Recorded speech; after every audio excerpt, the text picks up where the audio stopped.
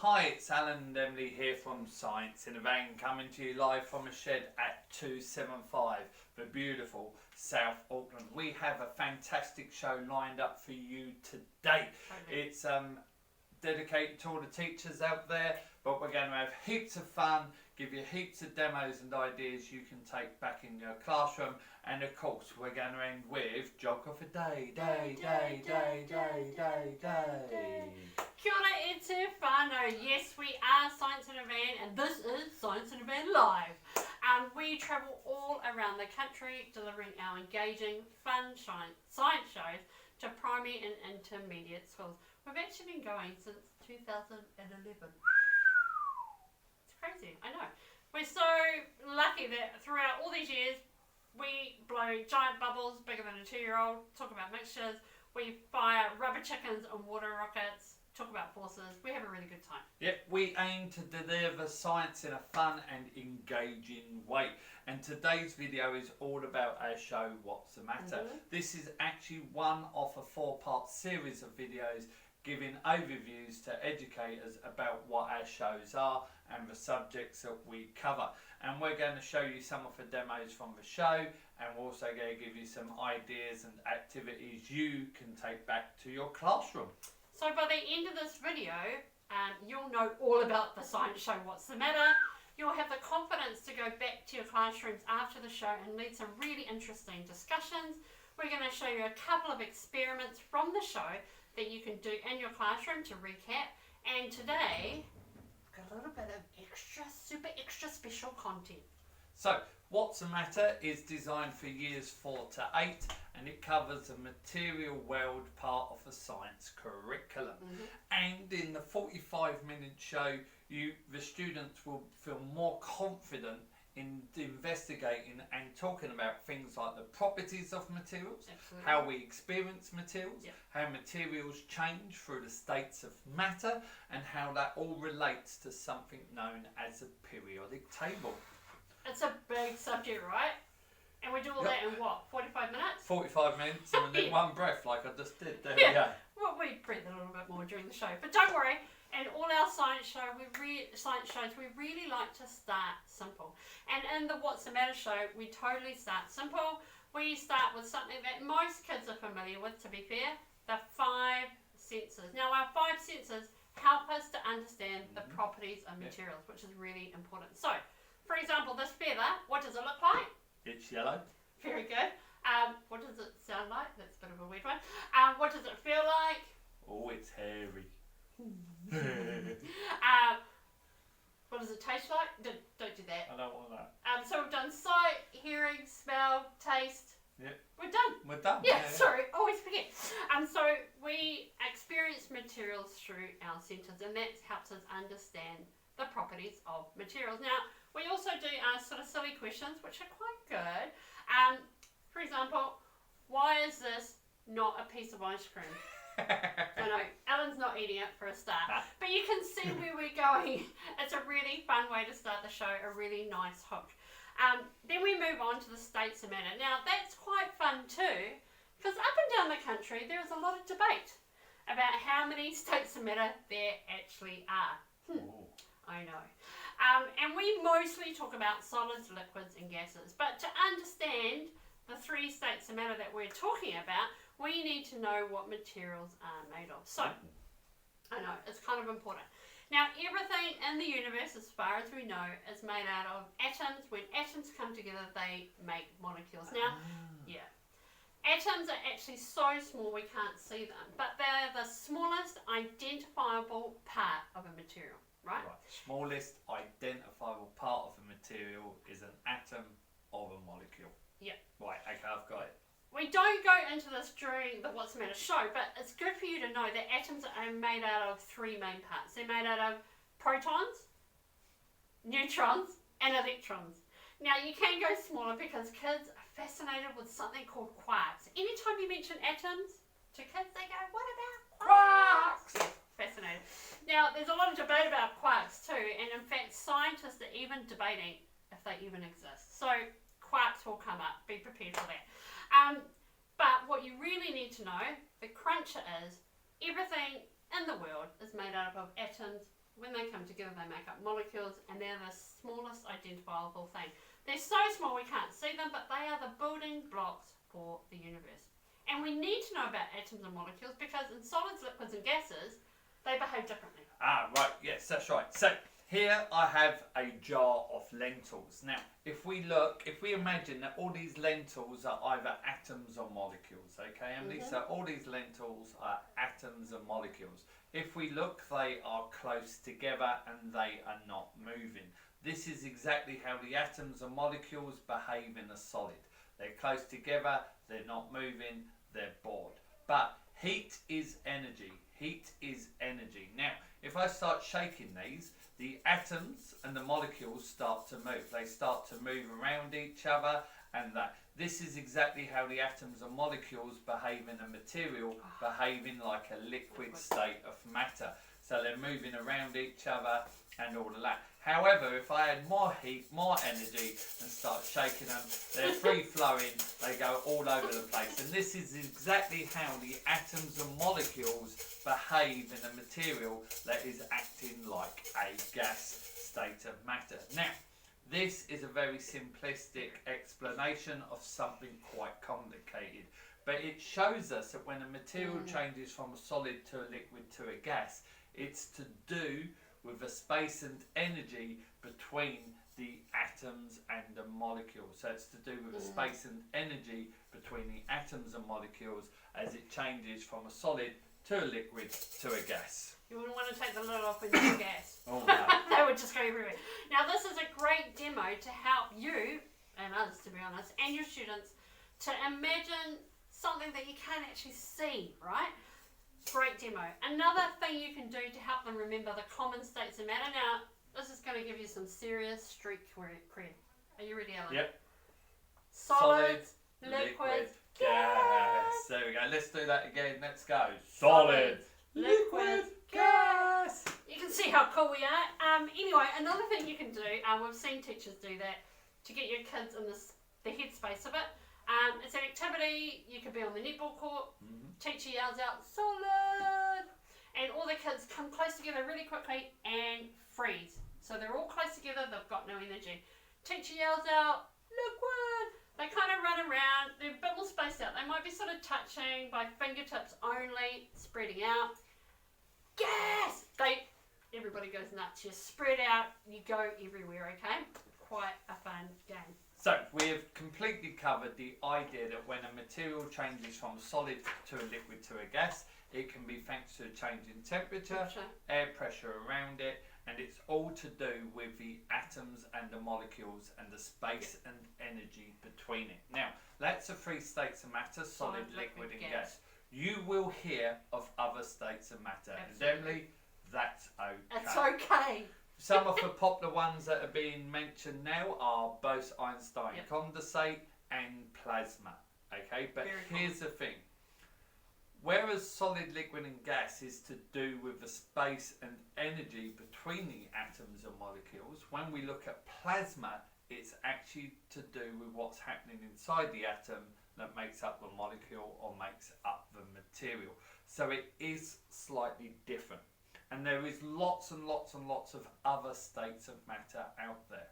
This is a great opportunity to send your students out to do some investigating and to either work in small groups or as individuals. And what they can do, Emily, is just research what other states of matter are out there.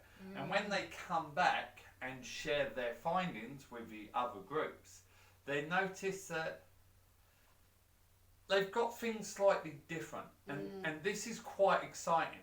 Google it, you'll see. Because the thing is this is quite sort of fresh science, and scientists are saying slightly different things. And again, that's okay because we're defining this down and working out what's happening around us. Excellent. So, Alan, what's over there? What? Where is it? Ah, here it is. Yes. Oh, yes. So here we have this wonderful thing, and we're going to learn a little bit more about this. So Emily, what is this? This is a present from our friends the co-batchers. It is a teacher, but it's also very handy because it's got the periodic table on it. Now, to be honest, a few years ago I couldn't get my head around the periodic table. I've always understood T-tails, unfortunately, but the periodic table was a bit different. It took me a bit of a while to get it, but I've found my own way to understand it. And the cool thing is, I actually share that process, that aha moment with the students in the show. So, my way of understanding the periodic table. I call it the cupboard of the universe. The cupboard of the universe. And I do that because it's like a cupboard, right? So when I'm hungry, I go to our cupboard, I grab the ingredients I need, put them together, and make something nice to eat. So they come together to make something new. Everything I need is in my cupboard. The cupboard of the universe has everything you need as well. It has all the atoms listed that we understand everything in the universe is made up of, right? So let's say, for example, I want to make water. The water molecule, H2O. So I go to the cupboard, I grab 2 hydrogens, H2, 2 hydrogens, 1 oxygen, I put them together and I make the water molecule. Now, as you know, so small, we can't see them. Lots of those molecules make a drip of water. So H2O, 2 hydrogen, 1 oxygen. Now, they call these formulas. I call them recipes. You can totally steal that. They're like recipes for a molecule. You can see the theme of cooking here. I'm all about it. Okay, so, thank you, Alan. You can put that down now. Cool. So in our show, we do talk about the periodic table, which is really great. Some kids know about it, some kids don't. That's absolutely fine. We also extend the kids because we do a classic experiment. Now, vinegar and baking soda is an experiment that most seniors, to be honest, have either seen or heard about. Yep. We've been doing this since kindergarten, but anyway. But you can extend your kids by thinking about the materials before they mix. So, down here we've got vinegar, and here we've got baking soda. In a minute we're going to mix them together, but let's look at the materials first. Alan, have you got the little formula for me, the little recipe? So in here we've got baking soda, also called sodium bicarbonate. Now the recipe, the formula, is this. This shows how those different atoms are linked together, joined together to make the baking soda. Oh, shame. This is vinegar. Ooh, sorry. This is a recipe for vinegar. Thank you, Alan. He's looking at me like I've lost the plot. Alright, so vinegar is actually only made out of carbon, hydrogen, and oxygen. Only 3 different types of things. But they come together in a certain number, in a certain way to make vinegar. Not baking soda, vinegar. Now let's look at baking soda. Thanks, Al. Sorry about that. Now, baking soda is that white powder in your cupboard, also called sodium bicarbonate. Now, that is made out of sodium, hydrogen, carbon, and oxygen. Alright, so they come together and make baking soda. Now, let's mix these 2 together. Are you ready? Yes. Okay. So, when we mix those 2 materials together, whoa, that happened quickly. You can see that they have changed. Okay, so down here it doesn't look like vinegar anymore.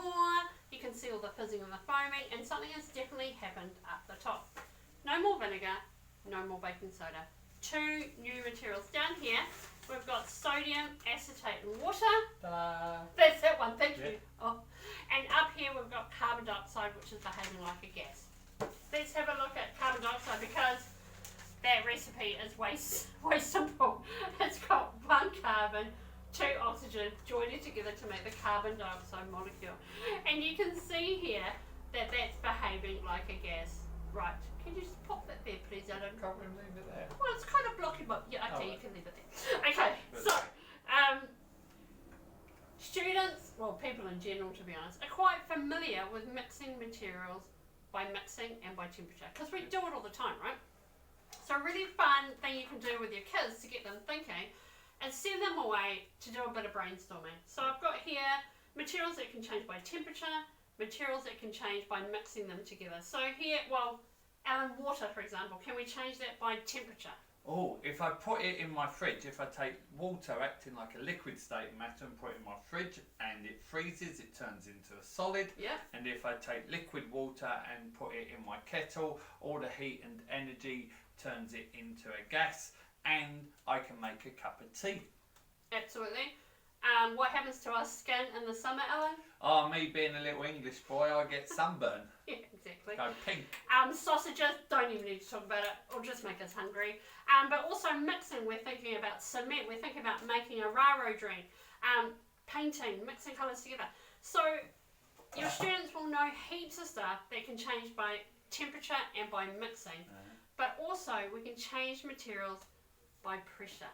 Yep. This isn't something we really think about, and here comes the extra content I promised you. We're going to change some water by pressure. So, Emily's right, we can change a material's state of matter by pressure. We know we can change it by temperature, and we know we can change it by mixing. We've seen those. We're now going to change a state of matter of a material by pressure. So here I have a glass of water, H2O, and it pours, it takes the shape of a container. I'm now going to put it in this little device here, which is called a vacuum jar. In a few moments, I'm going to switch on the vacuum jar. That's going to suck out all the air from around it, and we're going to watch what happens. So the only thing we're changing is the amount of material, the air around it. We're going to remove all of that and get rid of it, and we're going to observe, we're going to watch what happens to the water. So Emily's going to quickly turn into camera person and you're just going move to do the the camera. vacuum pump, right? And I'm going to turn on the pump. Excellent. There we go. So Hang once on. Emily gives me the thumbs up, we'll turn on the pump. I think that'll work, Alan. You ready? Yep. Cool. Here Let's we do go. it. So let's turn on the pump. We are now removing all the air from around the water. We'll just let that do what it does. You can start to make some observations. There is a slight change in the water.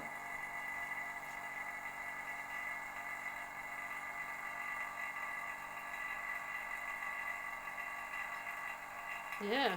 Yeah, I can see like little bubbles. you can see little bubbles. That's cool. Oh, there.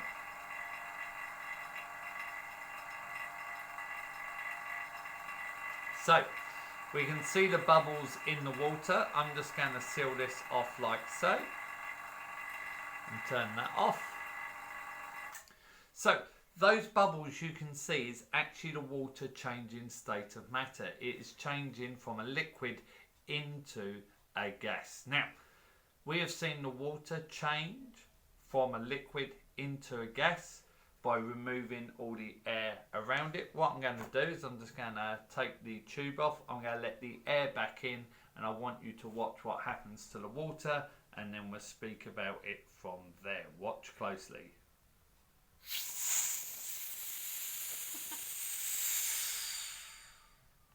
Wow, that was pretty cool. Pretty good. So we're going to get the camera back into position so you can see our beautiful faces. No laughing out there, teachers. Oh, There we too go. late. I'm really laughing. That was a really cool experiment. I think that's good, Al. Cool. Come and sit down then, and Yep. we'll have a little chat about what's going on. Excellent. Cool. Okay. Excellent. So we saw the bubbles start to form, and that was the water changing from a liquid into a gas, and all because we removed the air around it. So the air we breathe, Emily, is a mixture of materials. Yes, And absolutely. all those materials have properties, different ways of behaving, and they have mass. They are actually made up of something. Yep. So the air we breathe is a mixture of materials, and gravity is pulling them down to the ground. Yep. And at the moment, gravity is pulling them down, and they're pushing against the water and creating pressure. So the heat and the energy in the water has not got enough force to push against the air. So everything stays where it is. So due to the air pressure pushing down on the water can't push back. Okay? It's trying, but it can't. But when we create a vacuum and we remove all the air from it, Yeah, you don't have that pressure pushing down, you've right? had a brain explosion. We don't have that pressure pushing down from the air. So now the energy and the heat in the water has got nothing to push against, so it now boils. So it is possible to change a state of matter of a material by pressure, and we saw it there in the vacuum jar. That's cool. Yeah. As you can see, the What's the Matter show is a bit of a roller coaster ride. How long does this take? 45 minutes? 45 minutes. It's Woo! amazing. That's pretty cool. There's a whole heap of demonstrations and experiments, and through those demos and bad jokes and stuff, we all talk about how we experience materials. We talk about the properties of materials. We talk about the states of matter. We talk about how materials can change through mixing and temperature, also pressure, but we focus on mixing and temperature in the show. We talk about atoms and molecules, how they're the smallest identifiable thing and everything's made up of them. We talk about the periodic table, which really should be called the cupboard of the universe. So, if you want to learn more about all of the shows that we do and you want to make a booking, please visit www.scienceinavain.co.nz. That's www.scienceinavain.co.nz, or you can email us at contact@scienceinavain.co.nz. I think they got it. Hey, we really hope you've enjoyed today's Science in a Van Live and learning more about our show, What's the Matter. Now, as we've said numerous times, What's the Matter is based on the material world part of the curriculum. But next time on Science in a Van Live, we're going to be focusing on the physical world. Right? Ooh, Don't hurt yourself. We're going to be focusing on forces. So cool. we're actually going to be talking about two of our forces show. First one's a bit of a crack up. It's the storytelling actually for juniors, and that's called Billy Goat Scruff. Love it. It is actually really fun. And our other show called Move It for senior kids about forces, and you'll get to meet our very famous, world famous in New Zealand, rubber chicken space chick Steve. So please. I heard he was a hit with the chicks. Yep, you get the idea. All right, so this is Science and Rand Live. We cannot finish without Joke of the Day. Joke of the day. Drum roll, please. So, Emily, I'm ready. two atoms were walking down the street. Two atoms were walking down the street. One atom said to the other, "I've lost an electron." And the other one goes, "Are you sure?" He goes, "Yeah, I'm positive." Awesome. That's pretty good, actually. See you next time. Hey.